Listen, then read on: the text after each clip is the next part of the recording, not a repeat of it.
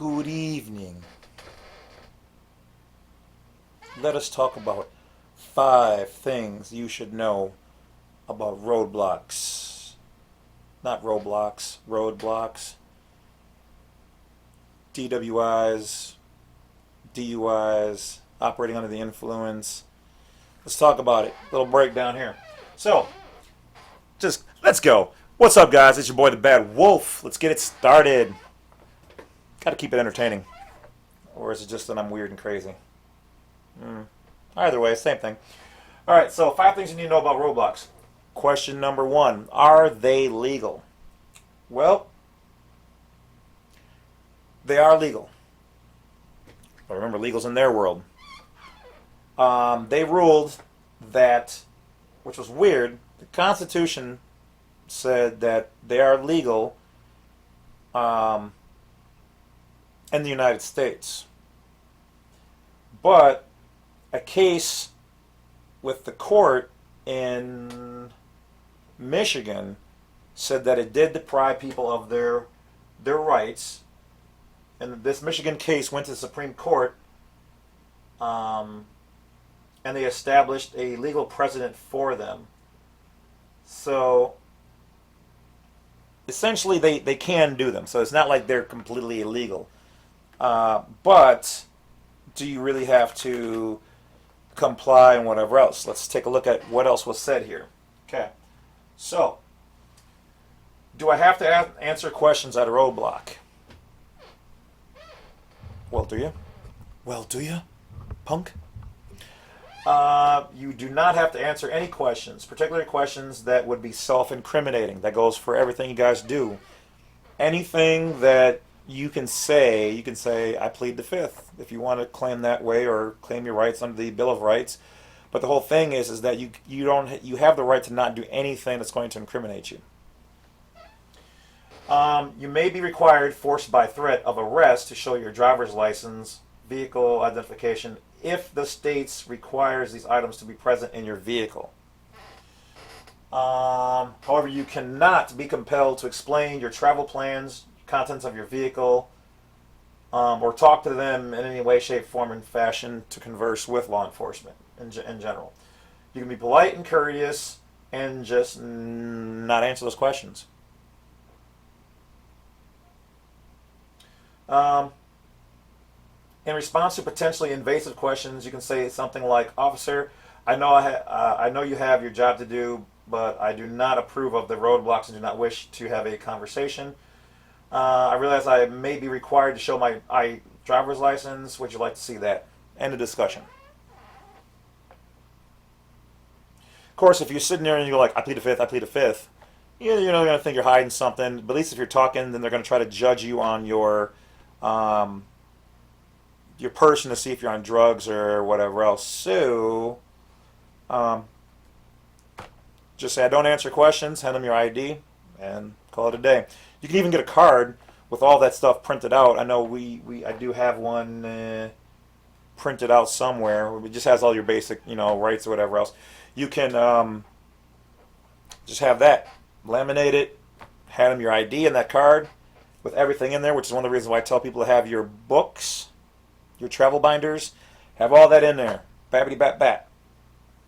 So when they get pulled over, here you go. You ain't got to say nothing. Slide through the window. Keep it just the window down, especially if you have been drinking. Not that I condone any of that. An inch, maybe 2. Slide it out the window with your ID, all that stuff. You don't have to answer nothing else. The book will speak for you. Okay. Can they search my car? Okay. Your car can only be searched under the following conditions. Hi. You voluntarily give the police officer permission. They have a specific warrant for you and for your vehicle. Or if the police have probable cause or reasonable suspicion that based on an explanation, they believe that you have illegal items in your car, like a drug-sniffing dog, even though they've ruled those to be unconstitutional, really. They see open containers of liquor, pistol, blood, stuff like that. They're going to be like, And really, that's only if you're a U.S. citizen, and if really it's they have reason reasonable suspicion that you just committed a crime. Otherwise, in general, you're allowed to have those things. Some people are just nasty. I mean, you know what I'm going to say? If the police use their authority to force a search in your vehicle against your will and they do not have a warrant or reasonable suspicion to conduct the search, they can be held criminally and civilly liable for conducting an illegal search, which is what I talked about in the other video. This holds true even if the search reveals the possession of illegal items. Yowza.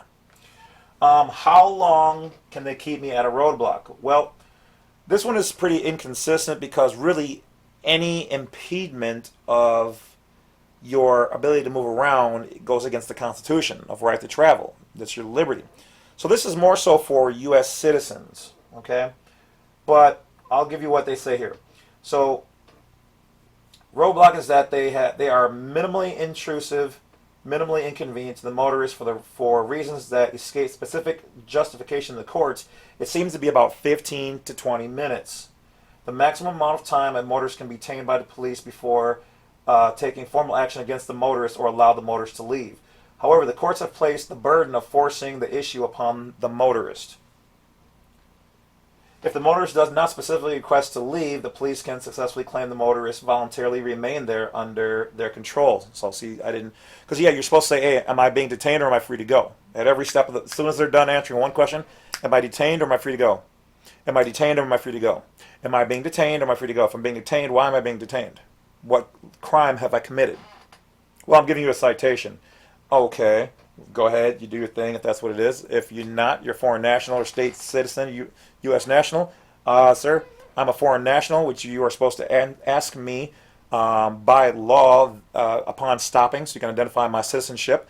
I'm not underneath your jurisdiction. Either I myself am the leader of my consulate, or I can have my consulate contact you, but if I have not committed a crime, am I free to go?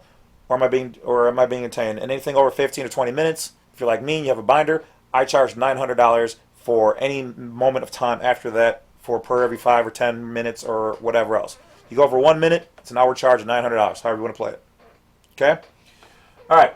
Can I turn around to avoid the roadblock?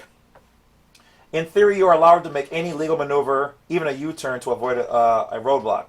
In reality, the police operating a roadblock deliberately locate them, so it's almost impossible to legally avoid them once they become aware of your presence. So it's kind of like entrapment. So it also is also common practice to hold a patrol car in the reserve for a specific purpose of harassing motorists who overtly avoid a roadblock. Okay.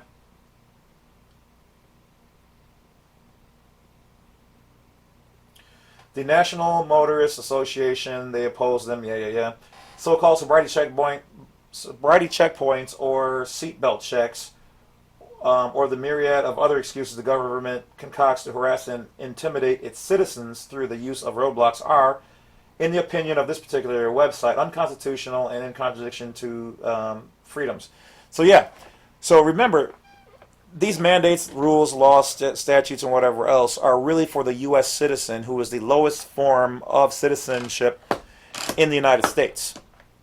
So they have the legal right to do these things. Not lawful, but legal. And if you don't know the difference, or you're in their jurisdiction, operating with their contracts, then yeah, they can do them, as much as I might not like them, even myself. If I have their plates on, people always want to exert their constitutional rights, but if you're utilizing their plate, you've registered your vehicle, it's registered with the state, you have their